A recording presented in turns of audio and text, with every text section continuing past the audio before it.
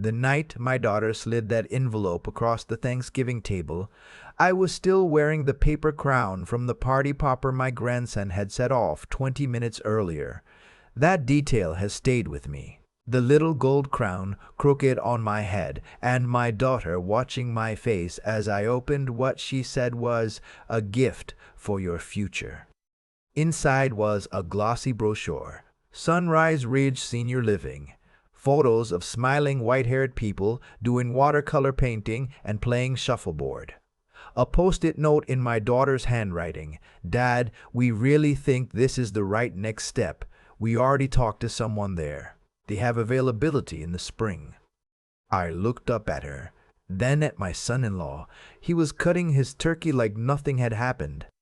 I set the brochure down, folded my hands, and smiled. Not because I was okay with it. I smiled because I had learned, in 64 years of living, that the moments when you most want to flip a table are exactly the moments when you need to be very, very still. "Thank you," I said. "I'll take a look." My daughter exhaled like she'd been holding her breath for a week. My son-in-law finally looked up from his plate and gave me a nod, like I'd just signed something. I hadn't signed anything. Not yet. But that night, alone in the house I'd owned for 31 years, I sat at the kitchen table with a cup of coffee that went cold, and I thought about how I had gotten here. My name is not important. What matters is that I spent 38 years as an electrical engineer for a utility company in Central Ohio.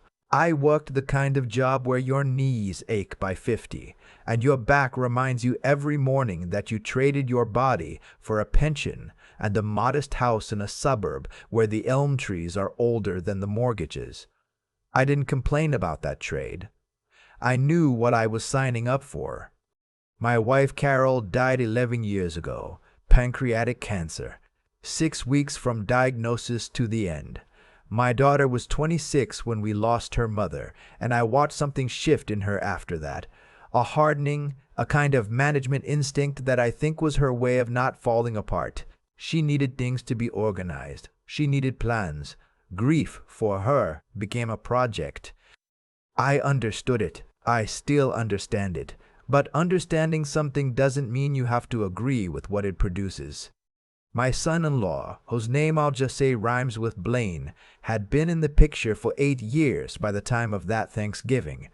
He works in commercial real estate. He speaks in terms of asset optimization and strategic positioning, and I have never once heard him talk about a person the way he talks about a property. He looks at things and calculates their value. He looked at my house that way for years before I understood what I was seeing. It's a 4-bedroom colonial on a corner lot. Paid off. My wife and I paid the last mortgage payment in 2009, and we stood in the driveway and she cried, which she almost never did, and I took a photo of her with a disposable camera I'd bought at the drugstore specifically for that moment. The house is worth, according to the county auditor's estimate last year, somewhere around $410,000. In this part of Ohio, that is a substantial piece of property. I know that because my son-in-law told me, unsolicited, at a Sunday dinner about 2 years before the Thanksgiving with the brochure. He said it the way someone says it when they want you to know they've been thinking about it. I filed that away. I should have acted on it sooner. That is the one thing I'll admit I got wrong. My daughter and I had always been close, or close enough that I believed we were. After her mother died, I was the one who drove 4 hours round trip to help her move into her first apartment. I was the one who lent her the money, $11,000, when she and her husband were short for the down payment on their house in 2017. We had an informal agreement. She would pay it back when she could. She never did, and I never pushed, because she was my daughter, and that's not the kind of thing I pushed on. I taught myself to cook properly after Carol died. Not because I enjoyed it, but because eating bad food alone felt like giving up. I learned to make a decent pot roast, a respectable apple pie, Carol's cornbread stuffing from the index card she'd written it out on sometime in the 90s. I had my routines. I had my neighbor Hank, who I'd known for 20 years, and who came over on Friday nights for beer and old westerns. I had my granddaughter, who was 8 years old and called me Pop Pop, and thought I was wonderful, which is the privilege of grandchildren. They haven't known you long enough to be disappointed. I was not a burden. I was not confused. I was not falling down. I was 64 years old. I drove myself everywhere. I managed my own finances. I had a doctor I saw twice a year who told me my blood pressure was slightly elevated, but otherwise I was in the kind of shape that made her say, "Whatever you're doing, keep doing it." None of that mattered to my son-in-law. I think what mattered to him was the corner lot. 2 weeks after Thanksgiving, my daughter called me on a Tuesday afternoon. She asked if she and her husband could come by that Saturday to talk through some options. I said, of course. I made coffee. I baked the cornbread, because that's what Carol would have done. And Carol's instinct was always to feed people before you negotiated with them. They arrived with the folder. My son-in-law does everything with a folder. Inside this one was a printed packet. I counted later. It was 14 pages that laid out a transition plan. That was the phrase at the top of the first page. Transition plan, a path forward for Dad. I did not like being called Dad by my son-in-law. I had never said so because it seemed small. In hindsight, I should have said so immediately, firmly, on day one, and I think the way I let that slide was a preview of the larger pattern I was about to find myself inside of. The plan had several components. The first was that I would list the house in the spring. They had already spoken to a realtor, a friend of theirs, who had done a walkthrough just to get a sense. I had not been present for this walkthrough. I had not been informed it was happening. My son-in-law mentioned this casually, the way you mention something you've decided has already been settled. The second component was that the proceeds from the sale would go into a shared account, shared between my daughter and me, to fund the transition, which meant Sunrise Ridge Senior Living. The third component, which was on page 9 and which I suspect they hoped I would not reach before I'd already agreed to pages 1 through 8, was a proposed update to my will. My daughter would take on full power of attorney. The house proceeds after the Sunrise Ridge fees would pass to her estate.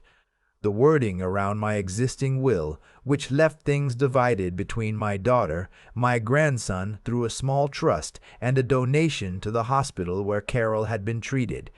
That wording would be simplified.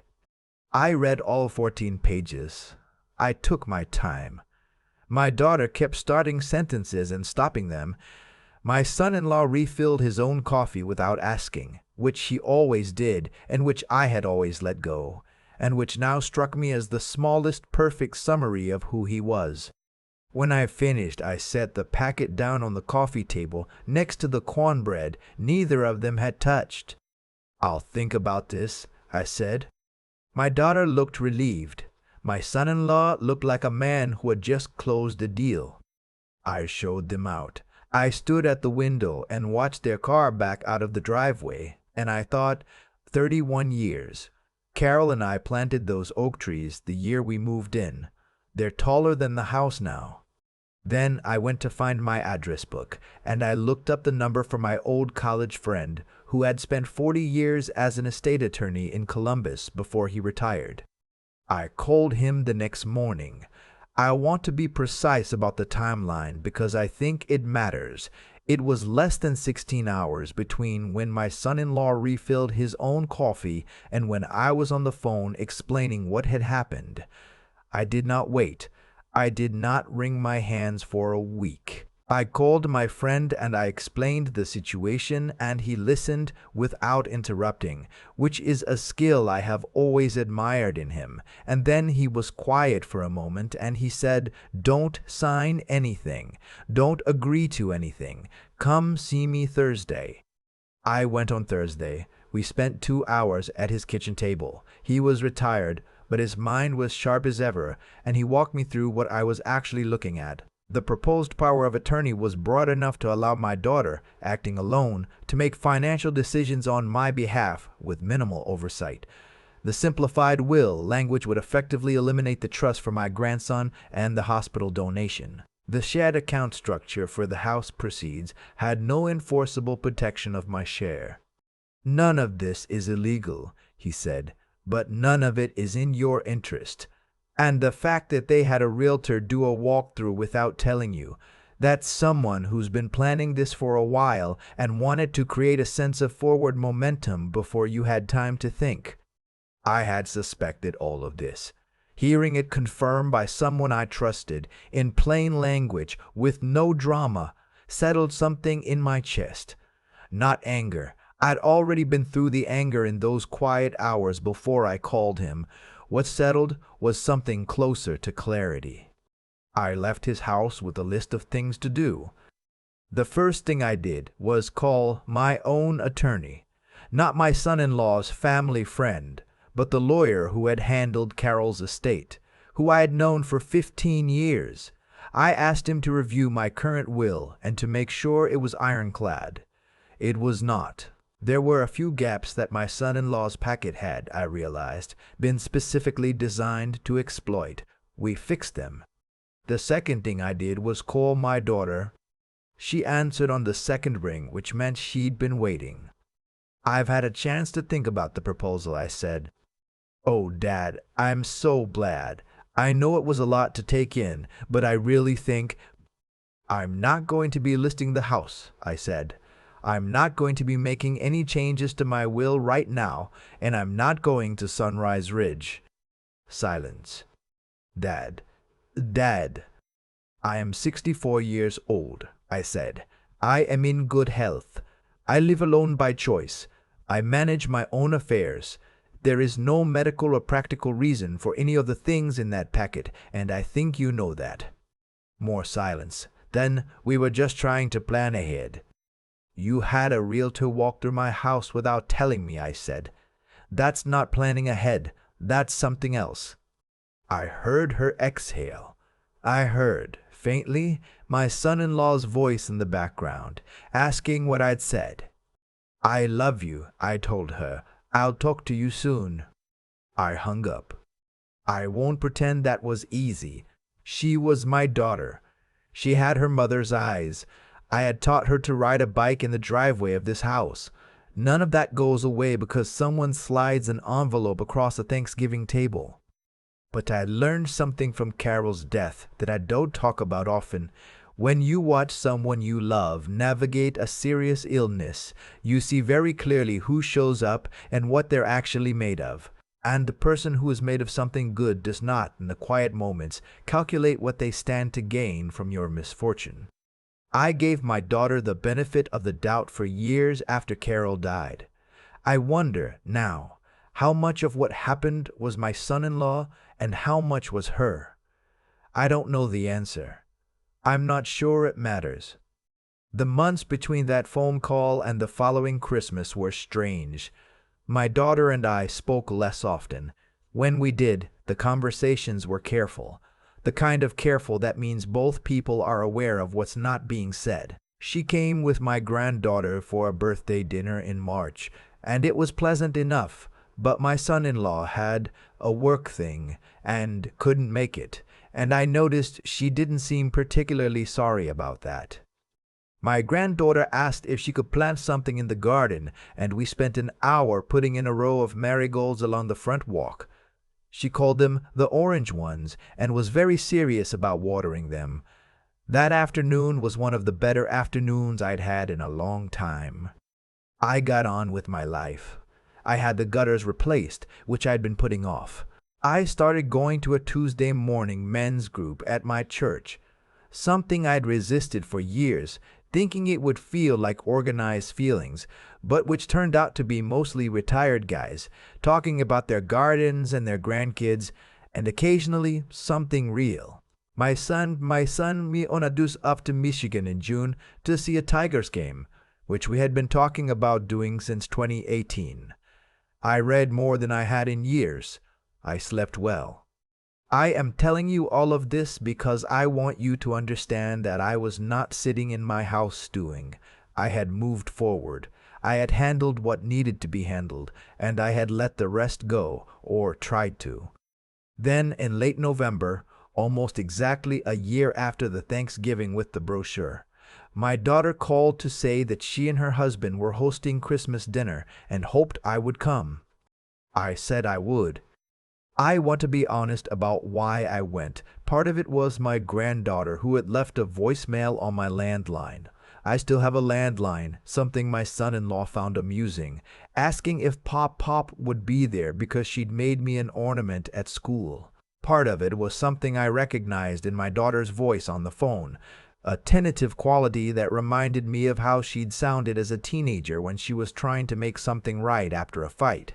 And part of it was, I won't pretend otherwise, that I wanted to see what the situation was now, whether anything had changed, whether the version of my son-in-law I'd been watching across dinner tables for 8 years was capable of reconsidering.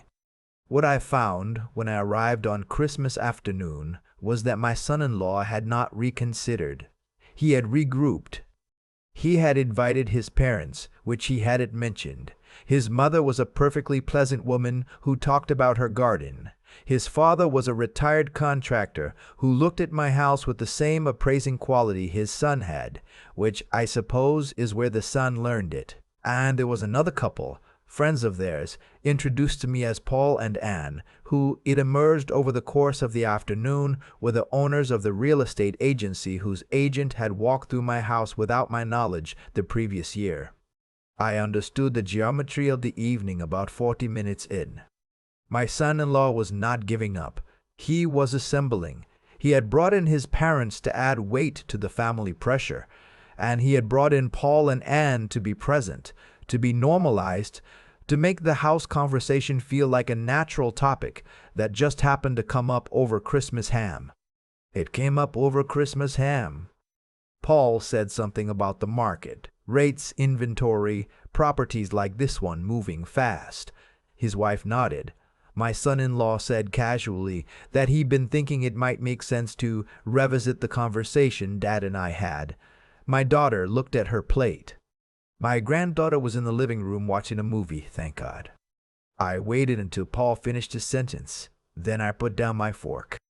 I want to be straightforward, I said, because it's Christmas and I don't want to spend the whole evening dancing around something. I looked at my son-in-law. I know why Paul and Anne are here. I know what the plan was for this evening. And I want everyone at this table to understand clearly, this house is not for sale. My affairs are in order. There will be no power of attorney signed over to anyone. I'm not going anywhere. The table went very quiet. My son-in-law's face did something complicated. His father looked at him. Paul looked at his wife. My daughter said quietly, "Dad, I love being here with you," I told her. And I meant it. I love watching your daughter grow up. I want to be at this table at Christmas for as long as I'm alive and able. But I need you to understand what has been happening and to decide what you want to do about it. Because I can see it, and I think you can too. She didn't say anything, but she looked at her husband, and the look she gave him was not the look of a woman defending someone. It was the look of a woman who has heard something she already knew. My son-in-law said something about not wanting to create a scene at Christmas. I'm not creating a scene, I said. I'm having a conversation. Those are different things. I helped clear the table after dinner. I read my granddaughter 2 chapters of a library book she'd gotten for Christmas, sitting in the armchair by the window with her leaning against my shoulder. She fell asleep before I finished the 2nd chapter, and I sat there a few minutes longer in the quiet house, listening to the sounds of the kitchen, and thinking about Carol, and thinking about the oak trees in the yard, and thinking about what comes next. My son-in-law was doing dishes when I said goodnight to my daughter in the front hall. She hugged me for longer than usual. She didn't say anything, and I didn't push. Some things take the time they take. That was 8 months ago. My daughter called me in February. Her husband had moved in with his parents for what she called a little while to figure some things out. She didn't give me details, and I didn't ask for them. What she said in a voice that was tired in a way I recognized from the worst months after her mother died was, "I think I've been letting him make too many of our decisions for a long time. I'm sorry, Dad. I'm sorry about the Thanksgiving. I'm sorry about all of it." I told her I loved her. I told her we'd figure it out. I meant both things. The $11,000 she'd never paid back, I wrote it off last spring, formally through my attorney, as a gift.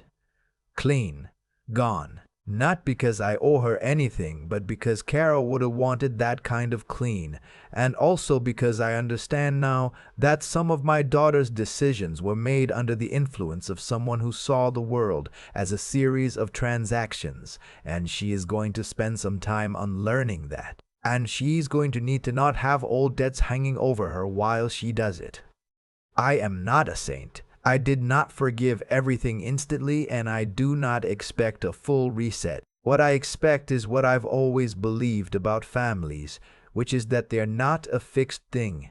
They break and they repair, and sometimes the repaired version is stronger than the original, and sometimes it isn't. And you do the work anyway because the alternative is to be done with each other. And I am not done with my daughter. My granddaughter calls on Sunday evenings now. It was her idea. She tells me about school and what her hamster did, and last week she reminded me that the marigolds needed to be replanted because spring is basically here. Pop, pop, you have to be ready. I told her I would be ready. The oak trees are budding. The house is mine.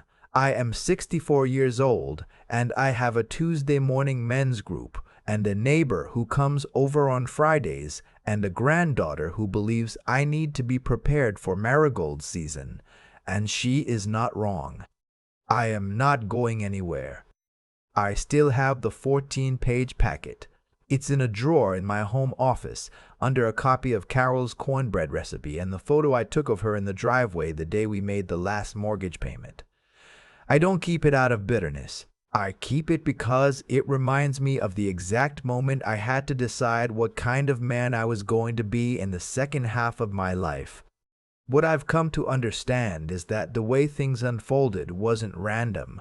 My son-in-law didn't appear in my family overnight. He was there for 8 years, and for 8 years I watched small things go by. The refilled coffee cup, the unsolicited property estimates, the casual way he spoke over my daughter in conversations, and I let them go because I told myself it was small. What I've learned is that how a person treats the little things is the clearest preview you'll ever get of how they'll treat the big ones.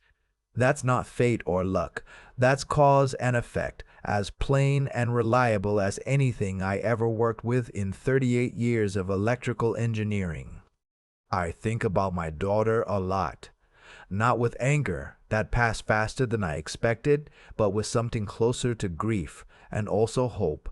She was shaped by loss in a way I didn't fully account for. When you lose your mother at 26, you reach for whoever offers to organize the chaos, and sometimes the person offering has their own reasons for wanting to be in charge. I don't excuse what she allowed to happen, but I understand it, and understanding it means I don't get to wash my hands of her. She's working her way back. Some mornings when she calls, I can hear her mother in her voice, and that is enough for me to keep showing up. What carried me through the whole of it, the Thanksgiving envelope, the Christmas dinner with the real estate couple, the months of careful phone calls, was not anger, and it was not pride. It was something quieter than both of those. It was knowing, clearly and without drama, what was true. My attorney friend said it plainly at his kitchen table. Someone who's been planning this wanted to create a sense of forward momentum before you had time to think. The antidote to that kind of pressure is exactly what it sounds like.